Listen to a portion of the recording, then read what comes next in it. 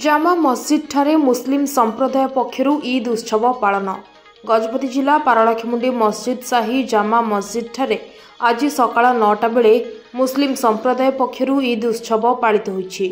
एही अवसर में बहु मुस्लिम संप्रदायर लोके जामा मस्जिद ठारू पदयात्रा बाहर करी नगर परिक्रमा पूर्वक पुणी जामा मस्जिद ठारे पहुंचीथिले। परे जामा मस्जिद ठारे नमाज पढ़ी परे जणे जनक आलिंगन करी ईद मुबारक शुभेच्छा जणाइथिले। एही अवसर में पारलाखेमुंडी विधायक रूपेश पाणिग्राही उक्त संप्रदायर लोकंक गहणरे बसी ईद पर्वर शुभ वार्ता प्रदान करथिले।